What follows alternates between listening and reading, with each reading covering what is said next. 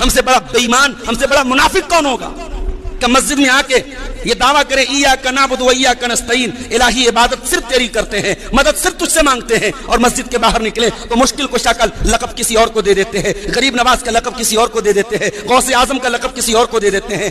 इतने खुदा हमने बना रखे हैं, इतने माबूद हमने बना रखे हैं। मेरे प्यारे साथियों, कुरान कह रहा है वमन युशरिक बिल्लाहि फकअन्नमा खर्र मिनस समाई फतख्तफहु तैरु औ तहवी बिहि रिहु फी मकानिन सहीक, कि जो मुशरिक होता है उसकी मिसाल ऐसी होती है जैसे कोई आसमान से गिरता है और परिंदा उसको लेके चला जाता है, या हवाएं उसको उड़ा देती हैं। मुशरिक के अंदर कोई सबात नहीं है, कोई पायदारी नहीं है, मुशरिक के अंदर कोई ठहराव नहीं है। मुवहिद के अंदर ठहराव होता है, मुवहिद हर मुसीबत पे अल्लाह को याद करता है।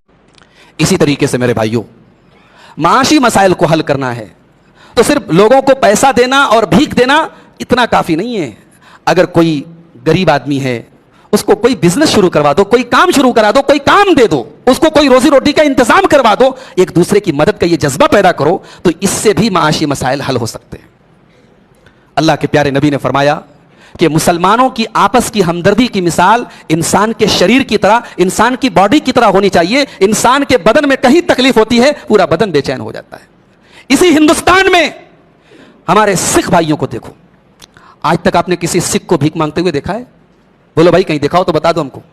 नहीं मांगते, क्यों? क्या गरीब नहीं होते?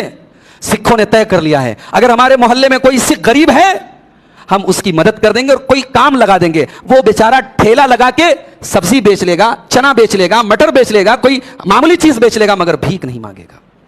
ये छोटी सी कम्युनिटी। मेरी मां और बहनों, आपकी बेटी फातिमा और मरियम और आयशा का किरदार तब अपनाएगी जब आप उस लायक बनेगी, जब आप पर्दे की पाबंद बनेगी, जब आप दीनदार बनेगी, जब आप महरम गैर महरम का फर्क करेंगे।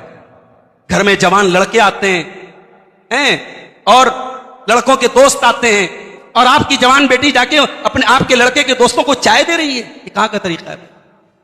कहां का तरीका? ये इस्लाम का तरीका है? खाला के लड़के आ रहे हैं घर में, मामू के लड़के आ रहे हैं, आपकी जवान बेटियां हैं, और आपको कोई फर्क नहीं है, अकेले में कमरे में बैठ के बातें कर रही हैं, कोई पर्दा नहीं है, बेतकल्लुफी की बातें हो रही हैं। अपने मोहल्ले के और गांव के और इलाके के गैर महरम लड़कों से जिस तरीके से अपनी जवान बच्चियों की आप हिफाजत करती हैं, अपने उन रिश्तेदारों से भी अपनी बच्चियों की हिफाजत कीजिए जो उनके लिए गैर महरम। ये पहला सबक याद कर लीजिए तरबियत के औलाद का। मेरी मां